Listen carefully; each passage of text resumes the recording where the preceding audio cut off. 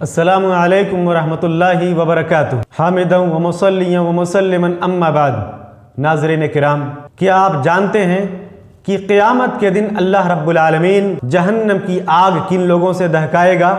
आम तौर पर लोग समझते हैं कि वो बड़े गुनहगार, बड़े कातिल, बड़े जालिम लोग होंगे जिनको जहन्नम की आग में सबसे पहले डाला जाएगा, लेकिन हकीकत इसके बिल्कुल बरअक्स और हैरत अंगेज है। सही मुस्लिम की रिवायत है, हदीस नंबर 1905। अबू हुरैरा रज़ी अल्लाहु अन्हु चौंका देने वाली हदीस बयान फरमाते हैं कि नबी करीम सल्लल्लाहु अलैहि वसल्लम ने इरशाद फरमाया, क़यामत के दिन अल्लाह रब्बुल आलमीन 3 किस्म के लोगों से जहन्नम की आग के अजाब का आगाज करेगा।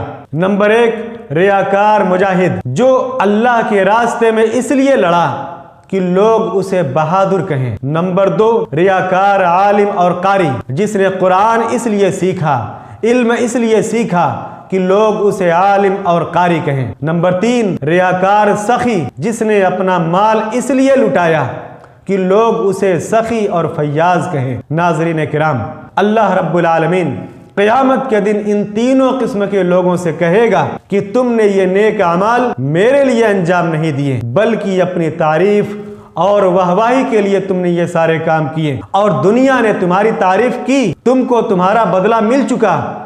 आज मेरे पास तुम्हारे लिए कुछ भी नहीं है। और फिर अल्लाह रब्बुल आलमीन हुक्म देगा उन तीनों किस्म के लोगों को मुंह के बल घसीटते हुए जहन्नम में फेंक दिया जाएगा। नाज़रीन, अपनी नीयतों को टटोला जाए।